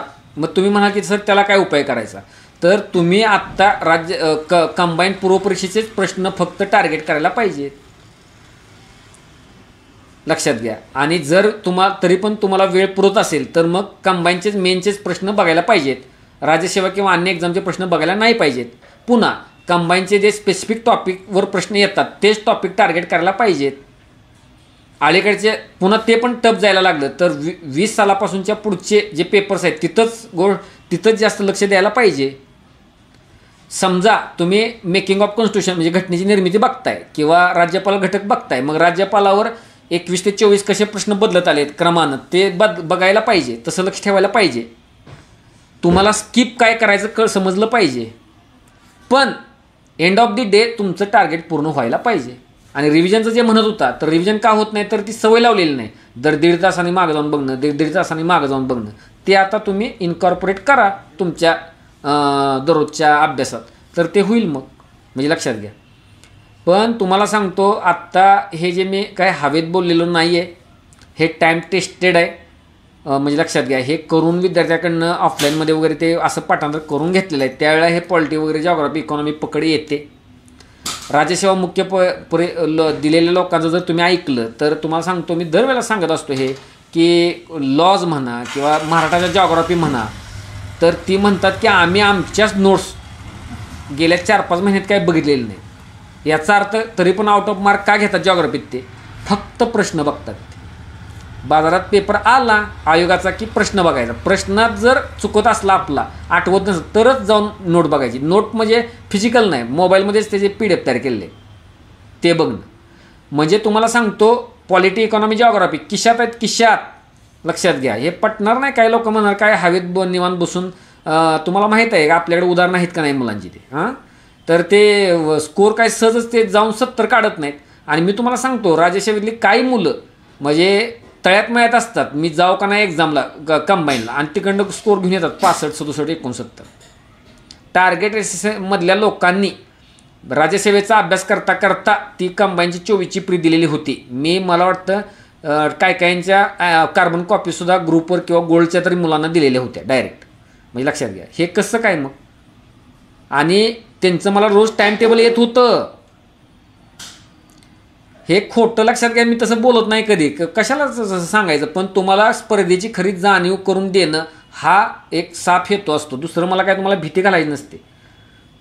किती वेळा त्या काय करणार तुम्हाला, ते तापी, नर्मदा, ते उल्हास नदी, वैतरणा वगैरे किती करणार आता, म्हणजे लक्षात घ्या. म्हणजे आता तसं बोलायचं नाही, म्हणजे काय लोकांची मुलांची पण दाय येते म्हणून, नाहीतर अक्षरशः वेगळे शब्द तोंडात येतात, म्हणजे लक्षात घ्या. मी किती वेळा करणार आणि काय करणार, 11वीचं हिस्ट्रीचं बुक किती वेळा करणार, आणि तरी त्यातला एखादा प्रश्नाला जर चुकणार मग असं किती वेळा घडणार. मग स्ट्रक्चरल फ्लॉज आहेत, म्हणजे लक्षात घ्या. म्हणजे तेच मी आत्ता बोललेलो, दर 1.5 तासाने मागं जाणे नाही. आयोगाची जी भाषा प्रश्नांची आहे त्या प्रश्नातच तयारी नाही. मटेरियल फक्त मास्टर आहे मटेरियलचा किंवा किंग आहे, काय काय नोट्स किंग असतात, म्हणजे लक्षात घ्या. त्याला काय अर्थ नाही इकडं. आयोगाच्या पटडीत, आयोगाच्या चौकडीत जो बसतो तो कॅन्डिडेट, दॅट्स इट. तसं आपल्याला बनायचं आहे. जर आपलं कुठं चुकत असेल तर त्या मार्गाला या, सांगण्याचा भावार्थ हाच आहे. आणि कन्साईज मटेरियल, मग ते मटेरियल स्वतःच्या नोट्स असतील, मायक्रो असतील, मिनी असतील, किंवा मग PYQच्या खुणा प्रॉपर असतील, तिथं भरोसा ठेवायचा आहे. तिथं मग ह्यातलं बाहेरच येणार, ह्यातलं मग नाही चालं तर पेपर चेक केल्यानंतर तुम्हाला कळतं सगळंच पटडीतलंच होतं, त्यातूनच प्रश्न चुकून आलेला आहे आणि स्कोर डायरेक्ट 52-48 वरून अडकलेला आहे. हे तुम्हाला पण माहीत आहे, पण कळतंय पण वळत नाही, असं आहे ते. तुम्ही बदल नाही स्वतःत केला आणि तुमच्यासारख्या शिकलेल्या शाण्या माणसानं तर मग अवघड आहे इतरांचं तरी. त्यामुळे तो बदल करा आणि लक्षात घ्या, ती रिस्क घ्या. पण बाकी जो कोर भाग आहे मी सांगतो तसा, त्याच्यावर अशी पकड आणा की प्रश्न बघितला की उत्तर, मगच ते 5 ते 6 ते 7 मिनिटात पॉलिटी सोडवून होईल. 10 प्रश्न इकॉनॉमी 8-9 मिनिटात सोडवून होईल, तरच होईल ते, म्हणजे लक्षात घ्या. मग तेच पुन्हा शेवटची PDF मधली हे आहे बघा, ती लाईन आहे, तिथं लक्ष द्या. पण ती काही शेवटी नाही करायची. डेस्टिनेशन रोज बघायचं ते, आणि मला काय असं बोलता पण आलं असतं हे PDF का प्रकार असतो आणि हँडरायटिंगमध्येच का असतं ते, तर ती तुमची जवळीक त्याशी काहीतरी तयार व्हावी. मुलं मला तसं सांगतात सर तसं द्या, ते टाईप करून दिलेलं सुद्धा मुलं सांगतात सर ते त्यातलं तसंच द्या पूर्वी, म्हणून ती सवय ठेवलेली. ती जवळीक वाटते काय लोकांना, असं आहे ते. आता काय ते आलेलं आहे पद्धती, हे जरी आपण स्कॅन केलं तरी ते प्रिंटमध्ये येते लगेच, म्हणजे असं होतं ते. तर ठीक आहे, थांबवा आपण इथं. तुम्हाला काय कळलं नवीन लोकांनी मला तुम्ही नक्की जरूर कळवा, मग मला कळेल. परत दुसरी गोष्ट, बिलकुल घाबरू नका मग प्रश्न मला विचारायला किंवा सांगायला. काहीतरी डोक्यात हे केलं असतं का, तर बरेच जण सर मग ते घाबरून मग पाठवलंच नाही काय, तसं करू नका. आता काय मी किती वेळा सांगायचं, मी आता तसा तुम्हाला भीती घालणारा किंवा काय जे असेल ते राहिलेलं नाही आहे. किती वेळा सांगितले ते, कालच्या लेक्चरमध्ये पण सांगितलं, ते बंद केलं आहे मी ते. आता त्या मुलालाच काळजी नाही तर मी का वाईटपणा घेऊ, असं मी त्याचा स्वरूप आणले सांगायचं. आणि जर एकाबद्दल राग आला तर गिळायचा, मी असंच ठरवलं धोरण. करू दे त्याला करायचं आहे तो, पण नसेल तर मग काय, मग रिमूव्ह करून टाकतो. मग ती आता पद्धत जरा बंद केलेली आहे, पण काय मग कळत नाही म्हटल्यानंतर पण तसं नको आहे, लक्षात घ्या. बोलतं राहा आणि आपलं सगळंच उघड होईल मग सरांच्या पुढं, मग काय मग बरोबर नाही हे. आणि तुम्हाला वाईट वाटायची गरज नाही. काय लोकांना म्हणजे लक्षात घ्या, ते आता जास्त वाढवत नाही विषय, पण वेगळा विषय आहे तो एकदम. मी जास्त खोलून आत्तासुद्धा काय बोलत नाही का, तर मग त्याचा गैरफायदा लोक घेतात. पण तुम्ही जर इंटरॅक्टिव्ह राहिला तर त्याचा फायदा होईल. ते काम मीच माझं वाढवतोय, लक्षात घ्या. पण जे काय 23ला 24ला मागं राहिले कॅन्डिडेट, त्यातला बहुसंख्य वर्ग ह्या ग्रुपमध्ये आत्ता लक्ष दोन्ही पण आहेत, लक्षात घ्या. त्यामुळं असं मी बोलतोय. अदरवाईज मी इतकं नाही सांगत बसत, मला ते पाठवाच काय करा.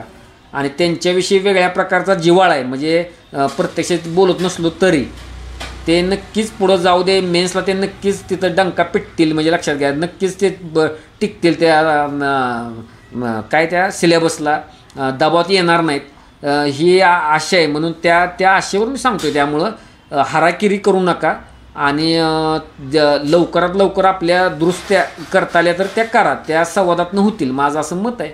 आणि लावून धरा आणि 2-3 दिवसात काय ते जाणवतंय बदल किंवा काय ते कळू द्या मला. आणि नव्या लोकांनी मेसेज करा, काय त्याला हे करू नका. नाही समजलं बघू तरी काय, लक्षात घ्या. ते आपण बघूया. तर थांबू इथं आपण. आणि तुम्हाला काय कळलं जरूर मला कळवा, काय शिकला कळवा नव्या लोकांनी, काय कळलं नाही ते सांगा. मग त्या पद्धतीनं टार्गेटमध्ये एखादं काय विचारली माहिती मी ती द्या, माहिती चुकवू नका. दुसरा काय करतोय बघू नका, ते काय लक्षात घ्या. तुम्ही आपली लढाई आपल्याशी. ह्याच नोटवर आपण थांबू.